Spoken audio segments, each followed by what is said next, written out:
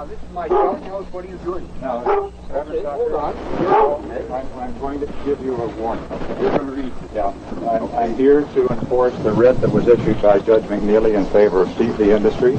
You were served with a copy of the writ and a notice directing you to vacate these premises by June 13th at 2 o'clock.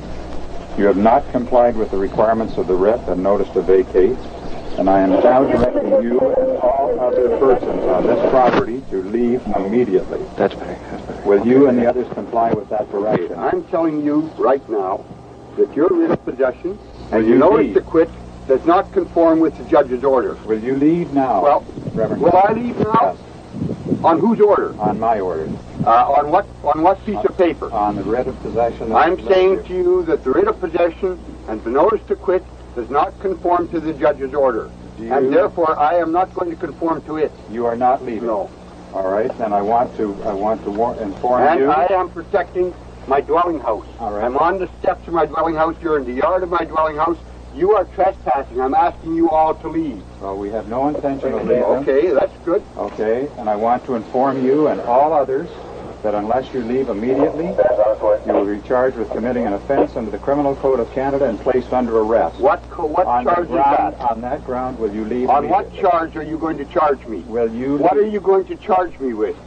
I am not getting into Listen, that. if I'm going to be, you're holding me under arrest. Will you don't mind getting out of my way? I'm under arrest. As long Are you as going to leave? are you under arrest? Am I under arrest?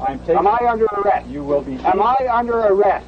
Are you? Am I under arrest? Are you leaving? Yes or no? Am I under arrest? Then, if you are not leaving, you are deemed to have committed a criminal offense, and you will be placed under arrest. All right. On what charge? That's. Under the. Yes, I am. Sir, you're under arrest for obstructing. Police officer with the Ontario Provincial Police.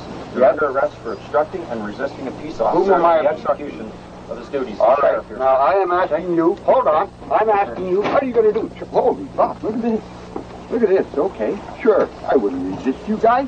Now I'm telling you that you are falsely charging me and falsely accusing me and falsely arresting me, and I am charging this man right now with the charge of obstructing a clergyman in the profession of his duty.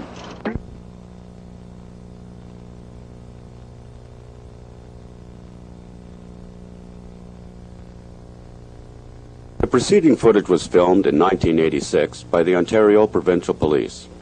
It was used as evidence against Brother Walter Tucker and other members of the Church of the Universe after they were evicted from their home of 18 years at Clearwater Abbey, just south of Guelph, Ontario. 7 years later, the church was still fighting the system. In fact, the church has been fighting the system ever since Tucker founded it in 1969. Today, it's a high-tech operation with computers and faxes and law books and copiers, but their goal remains the same, the legalization of marijuana. Marijuana is the sacrament of the church. At Clearwater Abbey, they smoked it openly, and everybody was usually naked. Nudity and marijuana are big parts of the church. Of course, this doesn't sit well with the authorities, but that doesn't bother the church. They believe marijuana is the tree of life mentioned in the Bible. The tree of life is also known as hemp, and this ancient plant has many uses besides smoking: fuel, cloth, paper, food, and more. Today, there is a strong movement to legalize hemp, and the Church of the Universe is in the thick of the battle. But that's just one of their battles. They're involved in fights over a rainbow of issues, and they do all their own legal work, even though none of them has any legal training. The high priests of hemp are outrageous, funny, and infuriating, and they don't know the meaning of the word quit.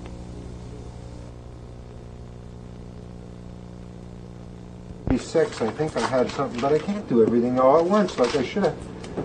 You didn't know it was all. Not giving me enough fucking time to do anything. You didn't know. Did you set your clock? Are we supposed to be there for 2?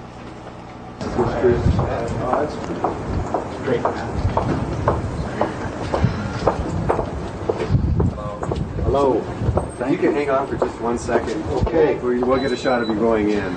So just go back here. Thanks a lot. Okay. Oh, you want to rerun? Just real quick. Why not? Thanks a lot. Okay, everybody. Here we go. Ta-da-da-da-da.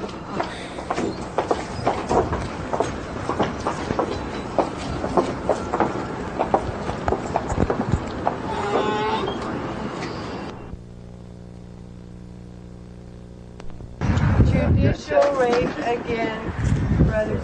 It's a shame. Region Conservation Authority. That's on the papers. They never properly took They us never to court. They didn't take us to court under Part 4 of the Landlord and Tenant Act. Act. We were tenants.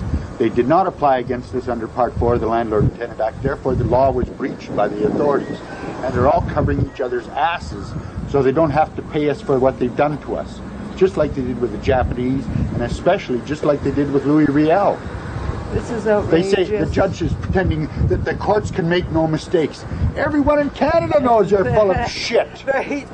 Everyone in Canada knows that the courts make all kinds of dumb mistakes. Yeah. And he's sitting there and saying the Supreme Court of Canada could make no mistake. That's all they've done recently. So what will you do? We'll fight, of course. We'll continue. We'll appeal. And we'll fight back. We're just like all Canadians, man. When we're right, we're right. We'll fight.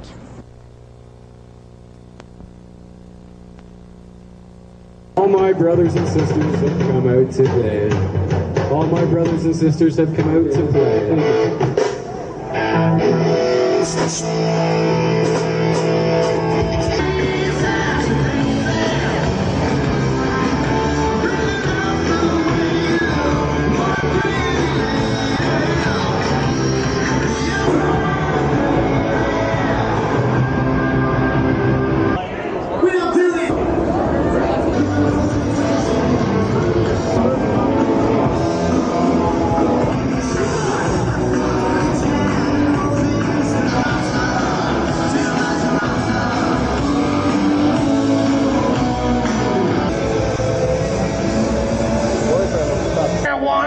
Before I started smoking, I only weighed 94 pounds, so it does have its negative effects. Actually, I guess you shouldn't blame McDonald's and 7-Eleven, but grass somehow gets the big rap on it, you know, which is cool. Which is cool. What are the hopes now? Bill Clinton and Al Gore, they're going to run for President of the United States, Vice President. Both of them have confessed to experimenting with marijuana, but neither of them will admit to liking it. Isn't that some crap? You know, it's like Clinton goes, "Well, I experimented with marijuana, but I didn't get off because I didn't inhale." Hey, any man that has a joint in his mouth that's lit cannot figure out how to get a buzz by inhaling is a man too stupid to be president of the United States. I'm sorry, man. Simple as that. Just once I'd like to vote for a politician that said, "Yeah, I tried some reefer and I still would smoke it. I just can't stand the anxiety of having to piss in a cup once every 2 weeks to keep my job." Okay, that's all we need.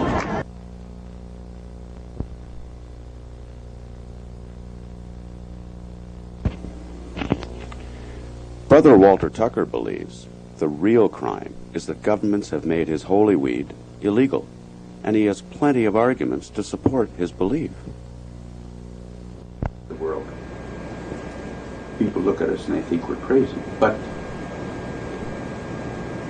in every country where they really, really need food, they need something else even more, and that is fuel.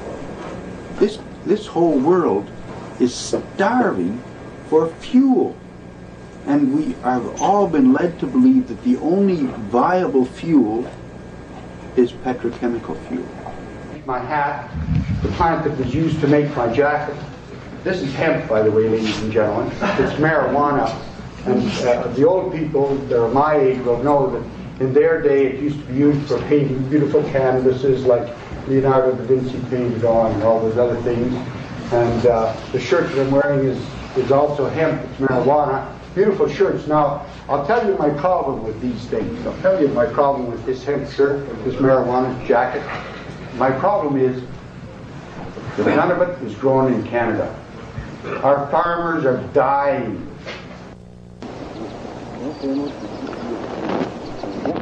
Brother Michael Baldessaro is Walter Tucker's right-hand man at the Church of the Universe. Together, they were evicted from Clearwater Abbey in 1986. They were taken away naked and appeared in court wearing only blankets. To this day, they wear blankets in court when they really want to make a statement.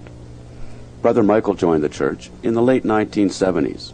He is a former bulldozer operator from Hamilton, Ontario, and over the years, he has buried himself in law books and does most of the church's legal work.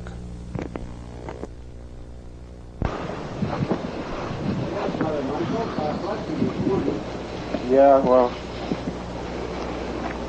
who are you guys with? OPP. OPP. You didn't have the guts to come when the news people were here, eh? Really thank you for that. 5017, turn through in effect and left Really, surgery. really good. You're really a man of your word. To leave the property immediately. If you do not open the door within the next 30 seconds, and the others, and leave the premises with the others, any others who are inside, you will be deemed to have committed an offense under the Criminal Code of Canada.